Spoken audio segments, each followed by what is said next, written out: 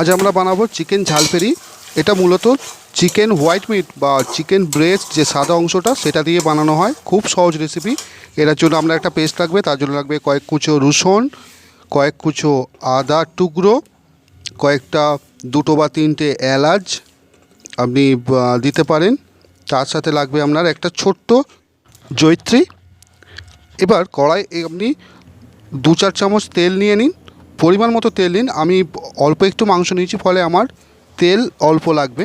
এর মধ্যে আপনি দিয়ে দিন 2-4টে শুকনো লঙ্কা, আপনি কুচো করে দিয়ে দিন। তারপরে এই তেলের মধ্যে দিয়ে দিন কুচো করে কেটে রাখা ক্যাপসিকাম আর ডুমো করে কাটা পেঁয়াজ। আমি এখানে একটা বড় সাইজের পেঁয়াজ ব্যবহার করেছি, কারণ আমি 400 গ্রাম মাংস করছি। আপনি আপনাদের মাংস অনুযায়ী করে নেবেন। এবার এটাকে হালকা ভেজে নিয়ে যখন একটু রং চলে আসবে পেঁয়াজে, তখন এটাকে একটা অন্য পাত্রে তুলে নিন। এটাকে বেশি ভাজার দরকার নেই, অল্প লাল করে ভেজে এটাকে আপনি তুলে রাখুন সাইডে। এরপর ওই তেলের মধ্যে আপনি দিয়ে দিন একদম কুচো কুচো করে কেটে রাখা পেঁয়াজ।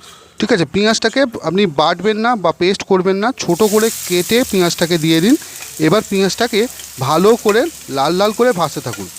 পেঁয়াজটা লাল করে ভাজতে হবে, নাহলে পেঁয়াজের একটা গন্ধ চলে আসে, কাঁচা পেঁয়াজের একটা গন্ধ থেকে যায়। ফলে পেঁয়াজটাকে একটু ভালো করে লাল লাল করে ভেজে নিতে হবে। একটু লাল হয়ে গেলে এর ওপর কেটে রাখা 3-4টে রসুনের কুচি আপনি দিয়ে দিন। রসুনটাকে ভালো করে টুকরো টুকরো করে কেটে দিয়ে দিন। এবার রসুনটাকে পেঁয়াজটাকে দুটোকেই ভালো করে একটু অল্প আঁচে ভেজে নিন। যখন একটু ভাজা ভাজা হয়ে আসবে, তখন এর ওপর কেটে রাখা মাংসগুলো টুকরো টুকরো ছোটো করে টুকরো করে কেটে রাখা হোয়াইট পিসগুলো এর মধ্যে দিয়ে ভালো করে ভাজতে থাকুন। মাংসটা পুরো ভেজে সাদা হয়ে যাবে। যখন সাদা হয়ে যাবে ততক্ষণ পর্যন্ত আপনি ভাজতে থাকুন। আর এই রসুন দিয়ে ভাজলে কী হয়, মাংসের ভেতরে একটা রসুনের সুন্দর গন্ধ চলে আসে। এবার দেখুন মাংসটা ভেজে পুরো সাদা হয়ে গেছে, রং পুরো চেঞ্জ হয়ে গেছে। এর ওপর আপনি আগে থেকে বানিয়ে রাখা ওই আদা রসুনের পেস্টটা এর ওপর দিয়ে দিন। ঠিক আছে, দিয়ে এবার সব কিছুকে ভালো করে কিছুক্ষণ কষতে থাকুন। থেকে অল্প জল ছেড়ে এলে ওপর থেকে দিয়ে দিন 1 চা চামচ লঙ্কা গুঁড়ো। আপনি লঙ্কা একটু বেশি দিতে পারেন ঝাল অনুযায়ী। 1 চা চামচ হলুদ গুঁড়ো, তারপর জিরে গুঁড়ো, তারপর আপনি এর সাথে দিয়ে দিন 1 চা চামচ ধনে গুঁড়ো। দিয়ে এটাকে ভালো করে কষতে থাকুন। এবার আপনি ভালো করে এই মশলাটাকে কষতে থাকুন। পারলে আপনি এখানে সামান্য জলও অ্যাড করে নিতে পারেন, যাতে মশলাটা পুড়ে না যায়। আমার মাংস অল্প একটু জল বেরিয়ে এসছে, সে কারণে আমার আর এক্সট্রা করে জল দিতে হয়নি। আপনার মাংস শুকনো হলে আপনি একটু জল দিতে পারেন। কষতে কষতে যখন রং চেঞ্জ হয়ে যাবে, দেখবেন ওপর থেকে তেল ছেড়ে আসবে, তখন ভাববেন আপনার মাংস কষা মোটামুটি রেডি। এটা যেহেতু হোয়াইট মিট, আপনার চিকেন বেস্ট, সেখানে এটাকে খুব বেশিক্ষণ কষানোর দরকার হয় না। তবুও আপনি কষিয়ে নেবেন, আপনি বুঝে যাবেন এটা সেদ্ধ হয়ে এসছে কিনা। এই মুহূর্তে উনুনের আঁচ একদম বাড়াবেন না, অল্প আঁচে কষতে থাকুন এবং নাড়তে থাকুন, যাতে মশলাটা নিচে বসে না যায়। ঠিক আছে, একটু ভালো করে কষিয়ে নিন, কারণ মাংসটাতে জল কম দেওয়া হয়, তো ফলে কষানো ভালো হয়। এরপর এর মধ্যে দিয়ে দিন একটা বড় টমেটোকে পেস্ট করে রাখা টমেটো, এবং টমেটো দেওয়ার পরই আপনি এর ওপর পরিমাণ মতো নুন দিয়ে দিন। স্বাদ অনুযায়ী নুন দিয়ে দিন।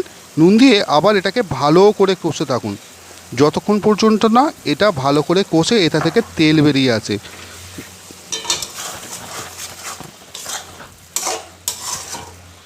একটা কথা মনে রাখবেন, এই মুহূর্তে আঁচ বাড়াবেন না, একদম অল্প আঁচে এটাকে কষতে থাকুন।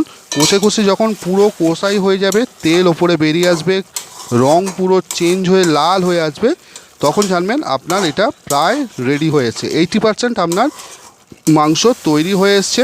যখন প্রায় ঝাল মরে জল পুরো শুকিয়ে আসবে, সেই মুহূর্তে আপনার এটা তৈরি হয়ে আছে। এই সময় আগে থেকে ভেজে রাখা ক্যাপসিকাম আর পেঁয়াজটা ওপর থেকে দিয়ে দিন।